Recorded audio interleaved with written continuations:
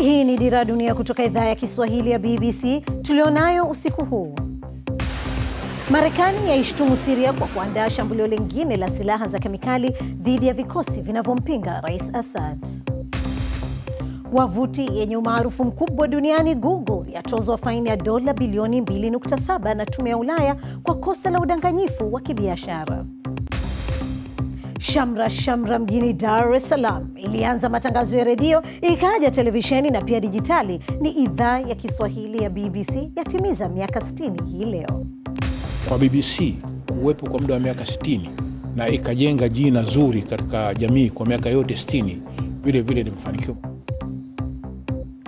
Na katika michezo, wingu jeusi laizunguka FIFA kutokana na namna ilichagua Qatar kuandaa kombe la dunia mwaka 2022. FIFA imelazimika kuchapisha ripoti kamili ya uchunguzi baada ya kufichiliwa kimakosa nchini Ujerumani iliyoelezea namna Urusi na Qatar walipata kuchaguliwa.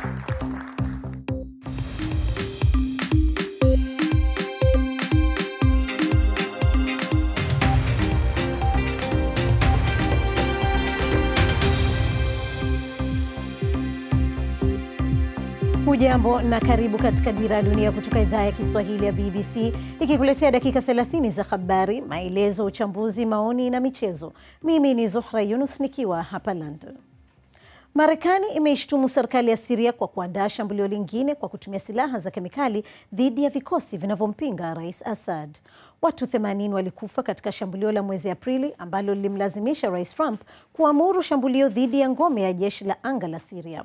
Marekani imesema Rais Assad na jeshi lake watalipa gharama kubwa ikiwa silaha za kemikali zitatumika tena. Sawadi Machibia anaarifu zaidi. Wakati Marekani ilipoanzisha mfululizo wa mashambulio ya makombora kwenye ngome ya jeshi la anga la Syria mwezi Aprili, dunia iliduazwa ghafla. Donald Trump alishasema Marekani itakaa mbali na Syria, lakini sasa inatishia kuingilia kati tena. Marekani ililazimika kuchukua hatua miezi miwili iliyopita ilipoona picha za watoto na raia wengine nchini Syria baada ya shambulio la kemikali kufanywa dhidi yao na vikosi vya Assad. Washington inaamini shambulio kama hilo linaandaliwa tena. Tayari kuna maandalizi makubwa ya kijeshi ya Marekani katika ukanda huo, yakilenga wapiganaji wanaojiita Islamic State. Lakini sasa Rais Trump anampa angalizo Rais Assad na Uingereza inasaidia kupaza sauti kumuunga mkono. Tuliunga mkono shambulio la Marekani mara ya mwisho lililoharibu baadhi ya ndege za kivita, na ikiwa Marekani inapanga shambulio kama hili, basi tutaunga mkono. Hali ya kidiplomasia inazidi kuwa tete. Balozi wa Marekani katika Umoja wa Mataifa Nikki Haley anasema washirika wa Syria, Urusi na Iran pia ni wakulaumiwa kwa mashambulio yoyote mapya ya kemikali. Moscow imelaani kile inachokiita vitisho visivyokubalika vya Marekani, lakini msimamo mgumu wa Washington sasa huenda ukaepusha makabiliano ya hatari baadaye. Nadhani wa Marekani wako sawa kabisa kuwaonya wa Syria kwamba matumizi yoyote ya silaha za kemikali yatashughulikiwa vilivyo na watapigwa kikamilifu. Nchini Syria, makundi ya waasi yanapata mafanikio zaidi dhidi ya Islamic State mjini Raqqa, yakisaidiwa na Marekani. Hata hivyo, kwingineko vikosi vya Rais Assad vinawasukuma nyuma waasi. Washington inapendelea kukaa mbali na vita hivi, lakini ni wazi sasa kuwa shambulio lingine la kemikali kutoka kwa Assad litalazimisha Marekani kujibu mapigo. Zawadi Machibia, BBC. Na ukitaka maelezo zaidi kuhusu taarifa hiyo na nyingine nyingi, unaweza kuyapata kupitia simu yako ya mkononi bbcswahili.com. Na sasa tuangazie taarifa nyingine zinazogonga vichwa mbalimbali vya habari duniani kwa wakati huu. Maafisa wa serikali ya Italia wanasema bado kuna wimbi kubwa la wahamiaji wanaoifikia pwani yake. Wanaelezea kwamba jana Jumatatu waliweza kuwaokoa zaidi ya wahamiaji 5,000 katika pwani ya Libya.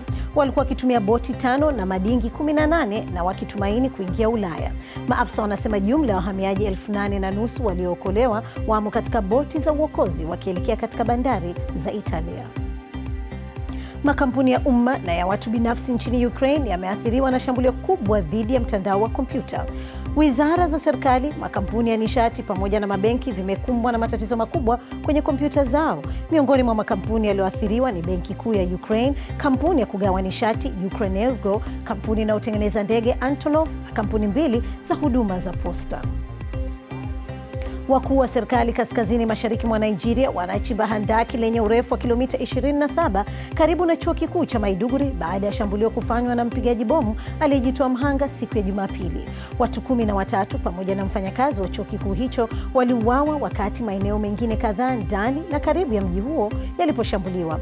Mfumo wa ujenzi wa mahandaki unagharamiwa na gavana wa eneo hilo, lakini chuo kikuu kimeiomba pia serikali ya shirikisho kulipia ujenzi wa ukuta wa usalama.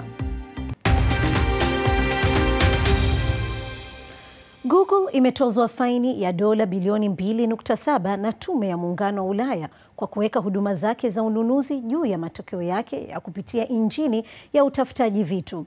Faini hiyo ni kubwa kabisa kuliko zote kutokea katika historia ya tume hiyo, ikisema kwamba Google imetumia vibaya milki yake ya soko. Google hivi sasa wana siku 90 za kusimamisha zoezi lake. Chama Omar Matata anaeleza zaidi. Weka jina la kitu unachotaka kununua kwenye Google na hapo juu alama ya sanduku inajitokeza pamoja na picha za bidhaa. Fanya hivyo pia kwenye simu ya mkononi. Utaziona picha hizo zikionekana wazi kabisa kila wakati unapogusa tangazo mojawapo. Injini hii kubwa ya kutafuta vitu inaingiza fedha. Inaitwa ununuzi wa vitu kwa kutumia Google. Na sasa matokeo yake imetozwa faini kubwa na kamishna wa ushindani wa biashara wa Ulaya. Google imetumia vibaya miliki yake ya soko kwenye eneo la kutafutia taarifa kwa kukuza huduma yake yenyewe ukifananisha na wengine kwenye matokeo ya eneo la kutafutia taarifa na kuwasononesha washindani wake. Google imeingia matatani kwa sababu ya ukubwa wake tu. Inalaumiwa kwa kutumia nafasi yake ya ukubwa mtandaoni kuwabana wapinzani. Kelku, uwanja wa kufananisha bei za vitu ambao unasema unabanwa na ununuzi wa vitu kwa Google, unafurahia hatua ya leo. Bila ushindani, Google inaweza kuwatoza wafanyabiashara chochote inachopenda kwa matangazo. Ushindani unaishia kuwa wa watu wengi kama sisi, makampuni, tukishindania bei, hali ambayo inateremsha bei. Hiyo ni vizuri kwa wanunuzi. Wafanyabiashara watatoza kidogo, na hiyo ni nzuri kwa wanunuzi. Lakini Google inasema ushindani wake katika ununuzi unatoka kwa makampuni makubwa ya teknolojia kama Amazon, na inaamini muungano wa Ulaya hauna ushahidi kuwa wanunuzi wanaumizwa. Shirika lilitoa taarifa likisema Google inaonyesha matangazo ya ununuzi wa bidhaa ikiwaunganisha wanunuzi wetu na maelfu ya wanaotangaza biashara, wakubwa na wadogo, kwa njia za faida kwa wote. Hatukubaliani na uamuzi uliotangazwa hii leo. Huu ni mfululizo tu wa vita ambayo imeipambanisha Ulaya dhidi ya makampuni ya Marekani ya teknolojia. Muungano wa Ulaya unasema unatekeleza tu sheria ya ushindani wa biashara. Wa Marekani huenda wanashuku jambo hili linahusu siasa. Chama Omar Matata, BBC. Matangazo yetu ya redio yanaweza kusikika pia kupitia tovuti yetu bbcswahili.com. Hii ni Dira ya Dunia kutoka idhaa ya Kiswahili ya BBC London, na mimi ni Zuhra Yunus.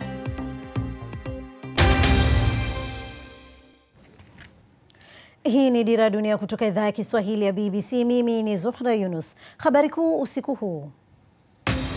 Jeshi la Marekani limeelezea ni kwa nini ofisi ya rais ya White House imeionya serikali ya Syria dhidi ya kutumia silaha za kemikali. Msemaji wa wizara ya ulinzi ya Pentagon amesema matayarisho ya shambulio kama hilo yameonekana katika uwanja wa ndege wa Shayrat. Tume ya Muungano wa Ulaya EC imeitoza faini kampuni ya Google dola bilioni 2.7 kutokana na kampuni kuyatumia madaraka yake vibaya kwa kuzipendelea huduma za biashara zilizo chini yake. Hii ndio faini kubwa kabisa EC imeweza kuitoza kampuni katika kesi kuhusiana na ushindani.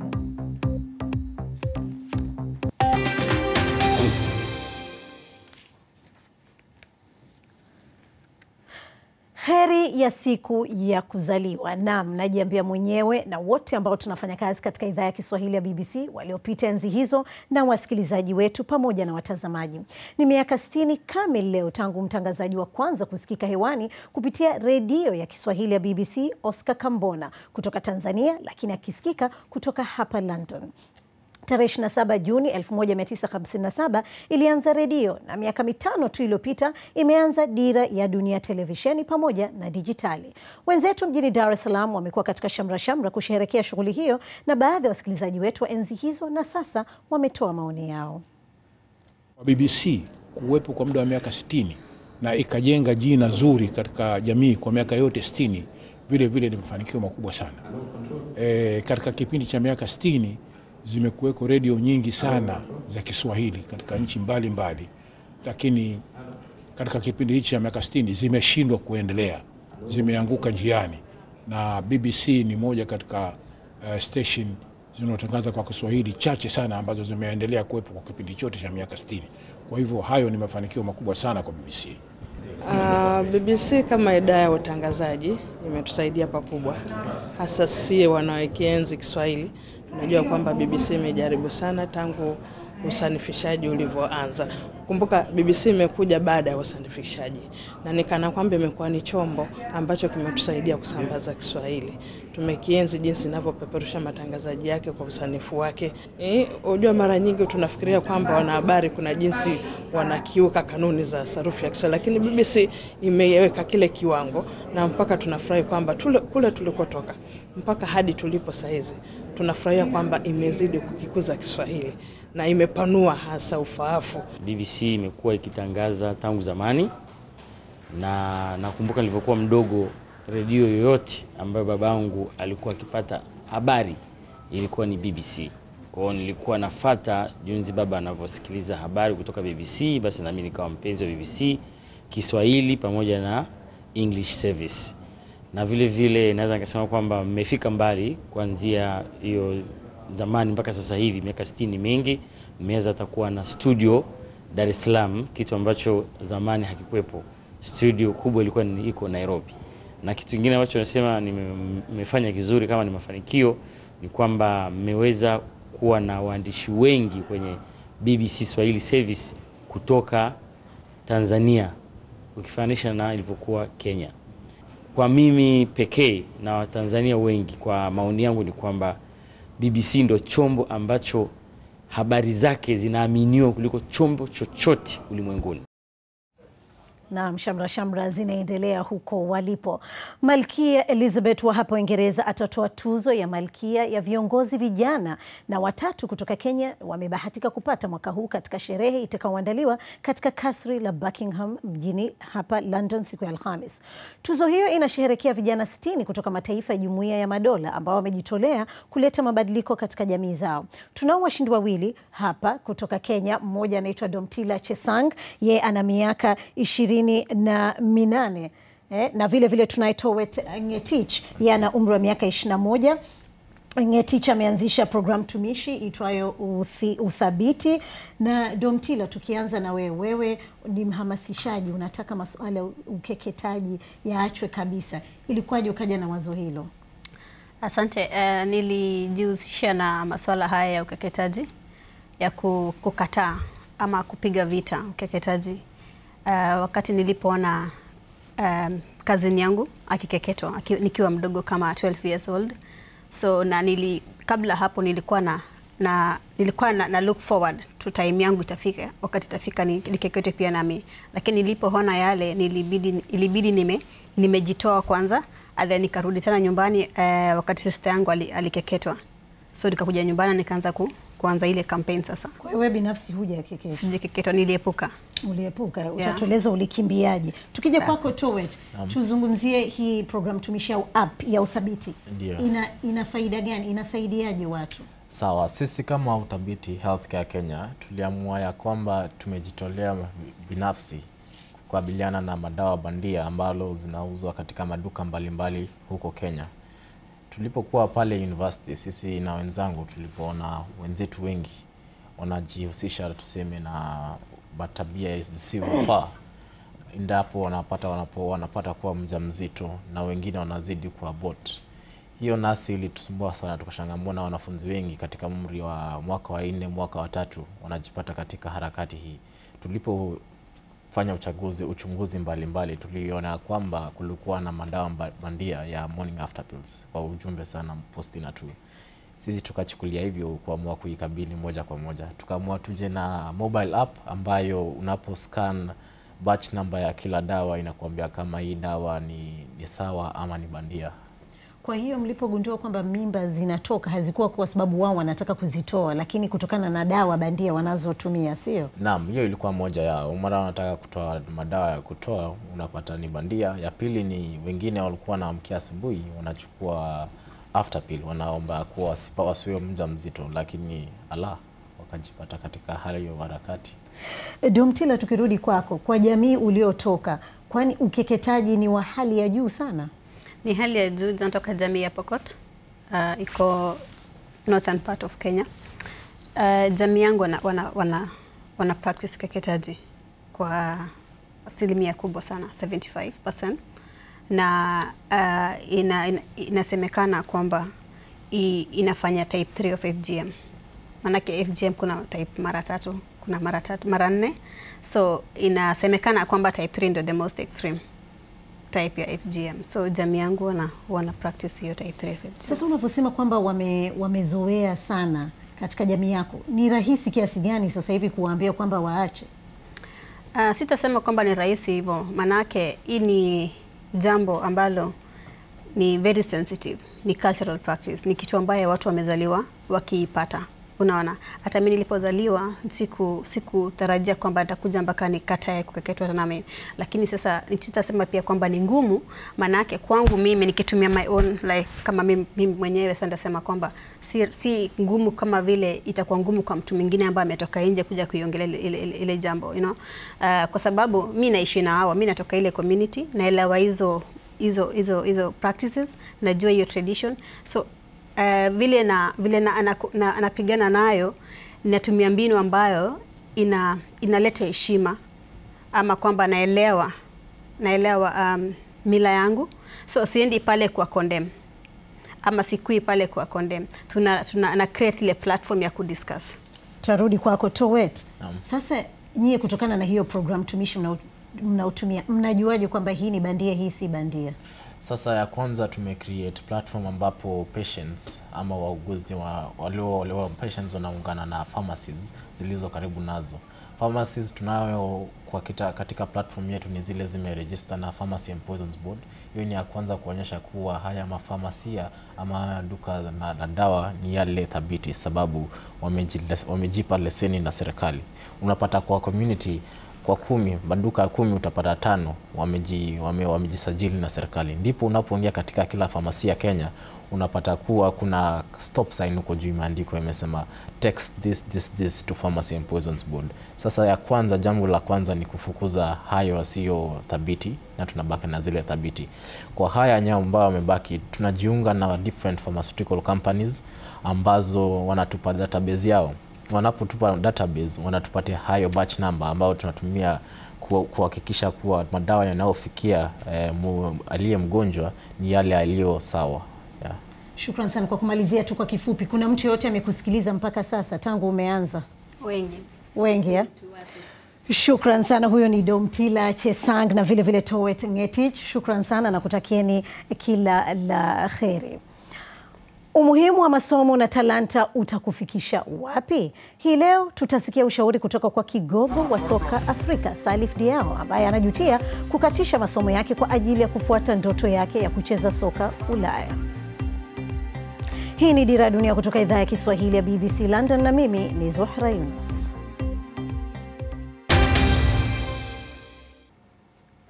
Karibu tena katika Dira ya Dunia, na sasa viwanjani Dayo Yusuf. Asante sana Zuhra. Shirikisho la soka duniani FIFA limesema kwamba limeamua kuchapisha ripoti ijulikanayo kama Garcia Report inayoelezea ni vipi walitoa ruhusa ya kuandaa au nafasi ya kuandaa kombe la dunia la miaka 2018 na 2022 kwa Urusi na Qatar.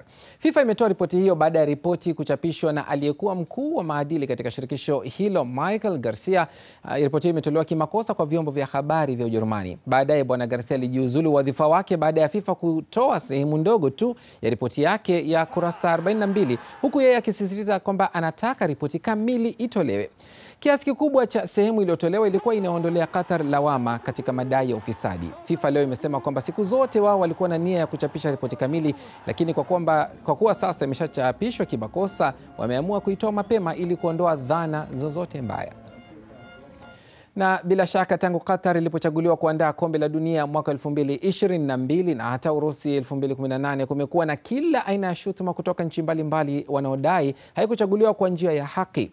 Lakini pia imesababisha uchunguzi huo kufanywa, na bila shaka palipo na moshi hapakosi moto. Baadhi ya mambo yalifuchiliwa katika ripoti hiyo ya Garcia ni kwamba kuna jumla ya dola milioni 2 ambazo zililipwa kwa akaunti ya mtoto mmoja wa miaka 11 mmoja wa afisa wa FIFA. Pia inadai kwamba maafisa wa ngazi ya juu 3 wa FIFA walisafirishwa kuhudhuria hafla mjini Rio kutumia ndege ya kifahari inayomilikiwa na shirikisho la soka la Qatar siku chache kabla ya kura hiyo kupigwa. Na pia inasema kwamba taasisi ya soka ya Aspire nchini Qatar walihusika moja kwa moja katika kushawishi viongozi wa juu waliokuwa na kura muhimu kuhusiana na uamuzi huo. Unaweza kufuatilia habari hizi kwa kina zaidi katika mtandao wetu bbcswahili.com. Salif Diao, yeye aliondoka nchini kwao akiwa kijana mdogo kufuatia ndoto ya soka Ulaya, lakini gharama yake ilikuwa kukosa nafasi ya kuendelea na masomo yake. Mchezaji huyo wa Liverpool na Stoke City hapo zamani, ambaye sasa amestaafu, ameamua kutumia ushawishi wake kuendeleza talanta ya vijana wa nchi yake Senegal, lakini yeye anasisitiza zaidi umuhimu wao kukaa shuleni. Manu Petit, Thierry Henry, Trezeguet. So baada ya miaka 17 ya kucheza mpira wa kulipwa Ulaya, Salif Diao anatazama mafanikio yake. Makombe ya ubingwa wa Ulaya, ligi ya Ufaransa, la pili la taifa bingwa Afrika. Lakini anajutia kitu kimoja. Aliacha shule akiwa na miaka 13 kufuata ndoto yake ya kucheza mpira. Baada ya kustaafu, anataka kuwasaidia vijana. Soka inakupatia umaarufu, utajiri, kila kitu unachotaka, lakini nadhani mimi napendelea zaidi asili yangu. Diao sasa anatumia muda wake mwingi kati ya afisi yake na viwanja vya Dakar akiwafundisha watoto ujuzi walionao kupitia wakfu wa michezo wa Saif Diao. Nilikuwa napenda sana masomo kwa sababu tazama sasa, taaluma yangu imefikia mwisho. Kama sikuwa na masomo, maisha yangu sasa yangekuwa vipi? Kama huna elimu siku hizi, kila kitu ni kigumu sana. Na ni ngumu zaidi hasa Afrika ambapo tunajua kati ya wachezaji 1000 wa soka ni mmoja labda anaweza kufanikiwa kucheza soka kimataifa. Shule hii ya Salif sasa inawaleta pamoja watoto kutoka sehemu mbalimbali za Senegal. Na hapa De Fisk nje ya Dakar, Diao anachanganya masomo elimu ya kiviwanda. Na ndiyo mojawapo ya masharti vijana hawa wamelazimika kutimiza ili wafuate nyayo za Diao. Naam, ni hayo katika michezo. Kwako Zuhra. Shukran sana Dayo, na hatimaye tunakuwa chini na picha za shughuli yetu ya kusherehekea miaka 60 ya idhaa ya Kiswahili ya BBC. Utaziona hapo, zimefanyika katika hoteli moja Kilimanjaro Kempinski. Huyo ni waziri wa habari wa Tanzania Dr. Harrison Mwakembe ndio ambaye alikuwa anakata keki, na hao wengine ni waandishi wa Dar es Salaam, wa Nairobi, wa Rwanda, wa kote, na watazamaji wetu vile vile wamehudhuria, wachambuzi wetu katika matangazo yetu vile vile wamehudhuria, na wengine wengi. Na kwa habari hizo hatuna cha ziada. Usikose kuungana nasi kesho panapo majaliwa. Mimi ni Zuhra Yunus, Dayo yuko kwa nyuma huko. Kwa niaba ya wote waliofanikisha matangazo haya, na watakieni nyote mlale unono.